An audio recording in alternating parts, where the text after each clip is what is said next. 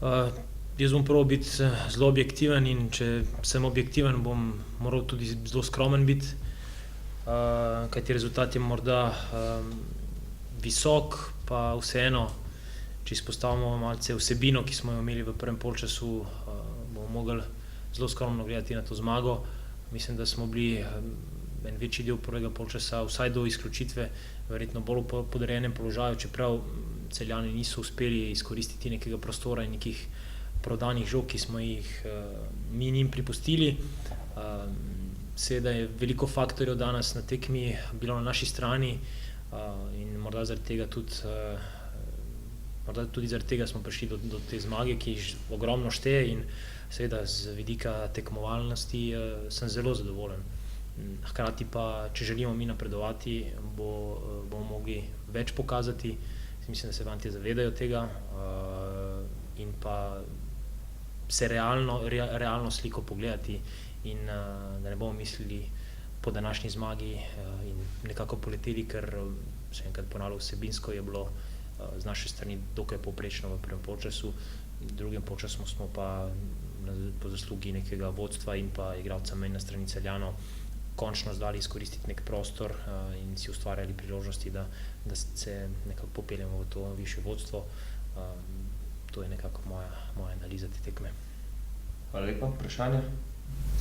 Luka, pa vendarle nekaj več sproščenosti bo prinesla tale zmaga, glede na to, kako dolgo smo jo čakali doma?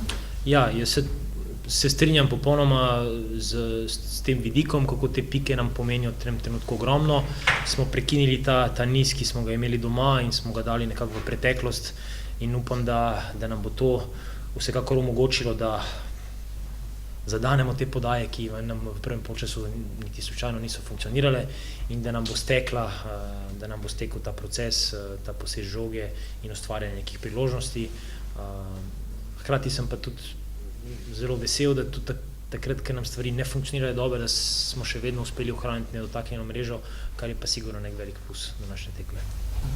Če primerjalno gledam s prejšnjimi tekmami, danes je bilo nekaj več žog v zraku, kot recimo proti Mariboru ali pa proti Kopru. Ja, to je bilo pa predvsem zaradi tega, ker so Celjani zelo agresivno pritiskali na našo polovico in so to delali enotno in kvalitetno in so nam onemogočili, da pridemo do neke povezave z našimi zadnjimi veznimi, ki so se danes preslabo gibali, in takrat, ko so vsaj prišli do žoge, je bilo potem predaja zelo slaba, in tako da je bila tudi z moje strani neka želja, da se ne izpostavljamo nekemu riziku.